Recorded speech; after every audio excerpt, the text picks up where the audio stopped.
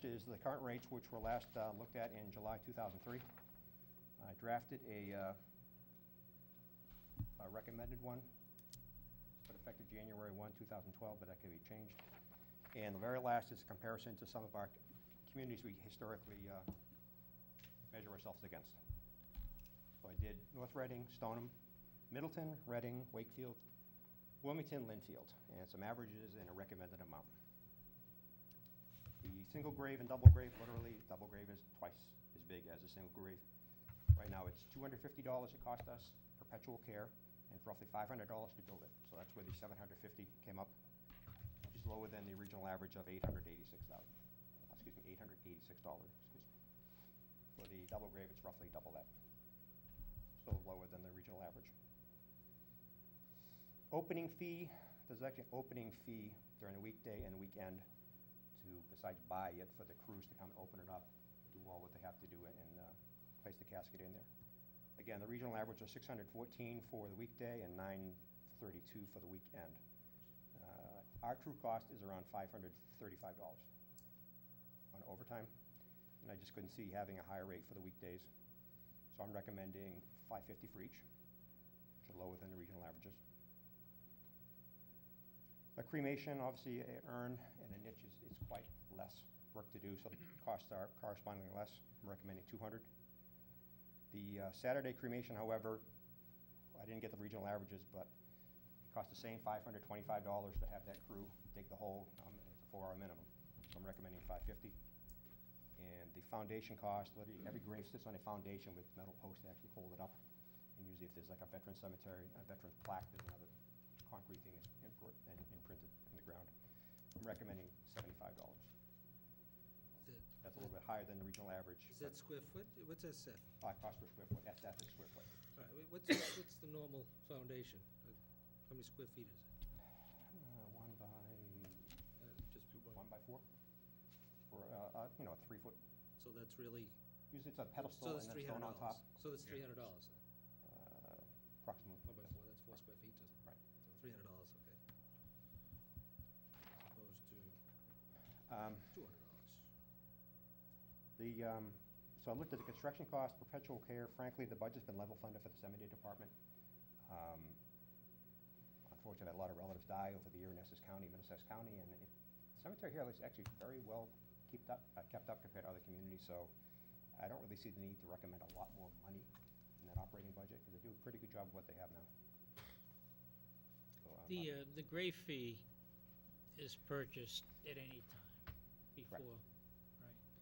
All of the other fees are paid at the time of a burial, Or including some options to certain people, they prepay including the everything. site fee, or is that something that's paid as part of the grave fee?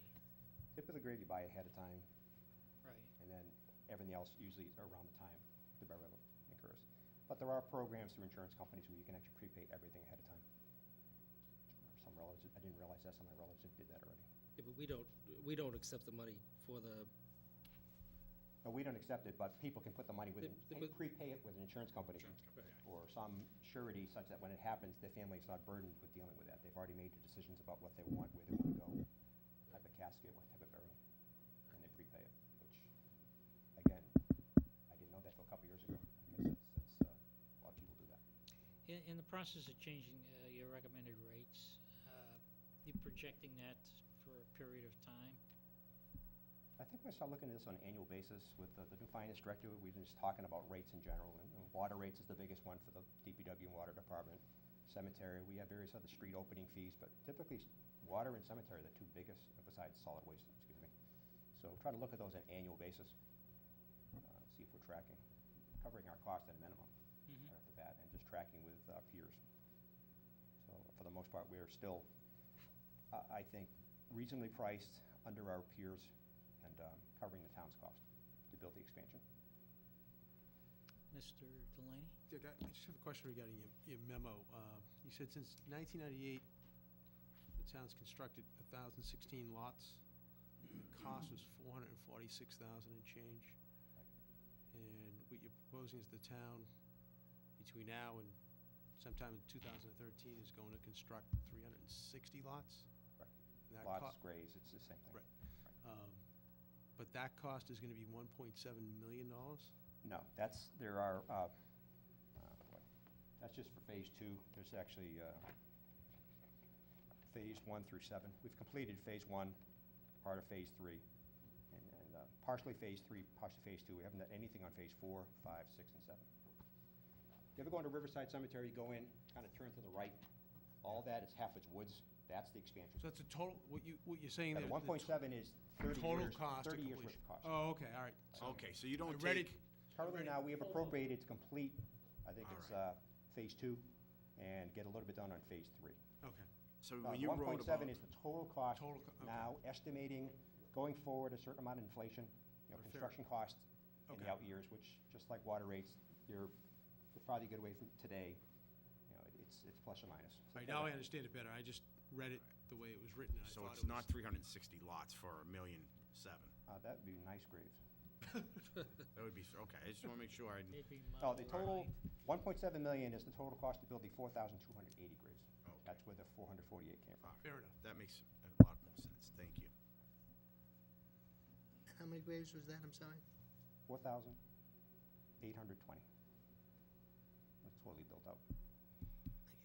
So, and you built we built 1,000 out of the 1,016. 4,800. In the last 14 years, yes. So out of the 4,800 that were projected, we've done. A quarter, yeah, quarter. 20%. And right now, we have capacity to last us, I want to say in the average of, you want to say 18 to 20 years, that's kind of the standard for cemeteries. You want to stay ahead of it, so it takes you time to build it. And a lot of it's filling of earth, so we get free fill from people. If you've ever been in there, go to the right, it drops off steeply. There's a lot of fill, so we can have somebody doing a construction job, dumps clean fill there, and we save the town money. So we try to stay again. We have, on the order of like, I think it's like 900 graves that haven't been filled yet, at 52 a year. That's quite a bit of time till we run out. We try to keep ahead of the curve. Good. And again, the rates haven't been changed for quite a while, so the idea is, let's get it where they break even, and I think reasonable compared to our peers, and then we'll just adjust annually. Mr. Chair? Mr. Yule. Yes, so the last time we increased our rates was 2003. Yes, sir. That's 9 years ago. And you're looking at going forward, reviewing them every year? I'll review them every year, and then if I think they need adjustment, I'll bring it forward through the various, I mean, you're going to increase, it costs us $448 to build a grave. And you're going to increase it, but we only charge $250. currently right now, it's 500 total. 250 of that is for the construction. Okay. So, and you're looking to increase it to $750? Right. Am I reading Increase that the right? cost of the cemetery to build it, commensurate what it actually costs us. So it's conceivable that, like the water rate, should be looking at making some adjustments pretty much on a yearly basis. Well, maybe, maybe not. I just think looking at it annually, I think is prudent business, and if it's no change needed, then I'll probably forward a memo through Greg to you saying, recommend no changes. At least we're looking at it. Right. Same with the water rates. We're Not looking. in a good position now. We can also stop and as Joe mentioned, this, we're looking at getting water supply through MWRA. So there are some costs going to be happening that really don't fall into right now. We've deferred capital 2 years in a row for the water department. There's a lot of things we just haven't done due to the water rate situation. About a third of our water supply for the town is the Sun Street wells. They're at close to failure. So there are some capital needs for the water department to sustain us going forward that, while it looks like a surplus, there are some needs that have been deferred A lot of several deferred years due to the maintenance. budget situation. When would these rates become effective? The vote? The cemetery rates? Yeah. Whatever you gentlemen say. I mean, I put down January 1st because I started this in November, but it could be February 1st, January 1st of 2013? 3 weeks ago. 3 weeks ago. Well, I have, we're Yeah. currently losing money. I guess. You can do it any bless way you like. I appreciate that, but if we're going to, obviously, we need to do this, I mean, that becomes pretty evident. But I think that if we're going to go with this request, that we probably should give some of our residents who have been here for a long time an opportunity to either take advantage of the current rates and possibly not do this increase until a month from now or something like that.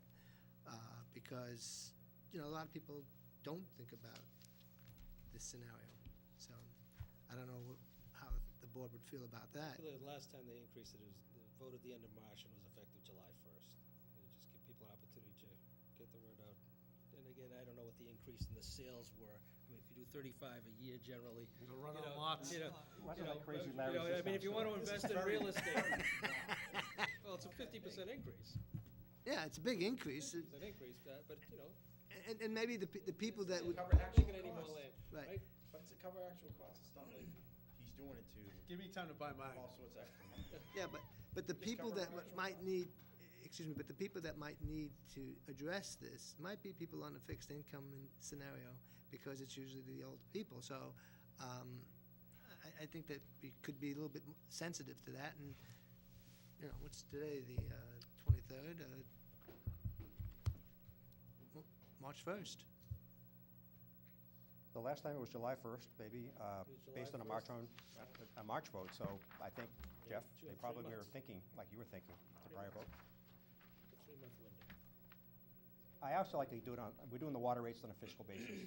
The recommendation in the fall versus something's gonna happen in the summer. I mean, you could vote on the water rates in May, even in June, and it only takes Mark a month and a half to adjust it for the billing.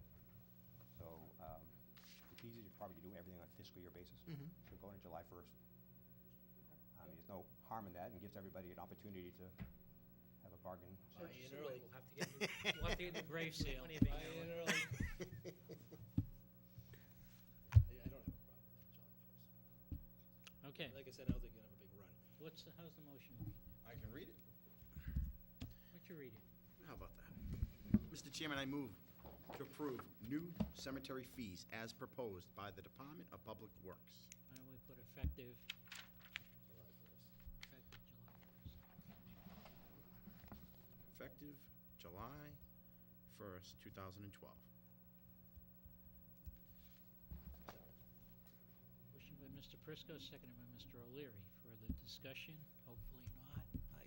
Aye. All in favor? Aye. Unanimous. Thank you, Dave. Wait a minute, we're not done with TIC, right? done with him. Mutual aid. All right, Mutual this- aid. This costs no money. Well, that's a question I have. Well- I've never seen anything that the state's proposing, it doesn't cost us anything.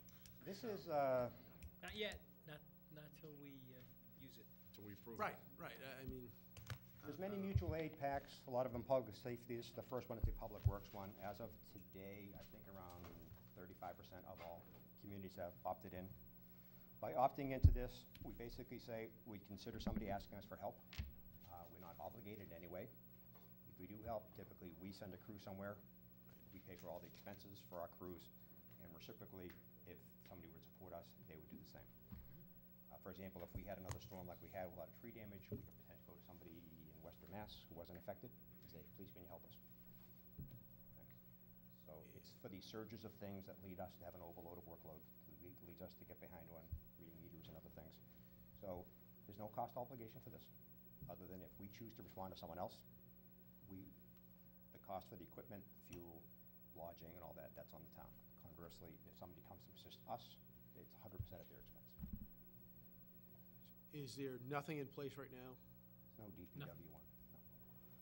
I mean, there's informal things, that's Well, kind that's of what I'm work. saying. There's That's what I'm nothing on the formal nature. This puts us in a queue with other communities that FEMA can say, hey, you're in this category. So, Rick, is this similar to our mutual aid for police and fire? Yeah, it is. very simple. Yep. There's various things they send around that inventory all our assets, how many backhoes do you have, how many dump trucks. So they got an idea if something happened, how could we help someone else? Or if we call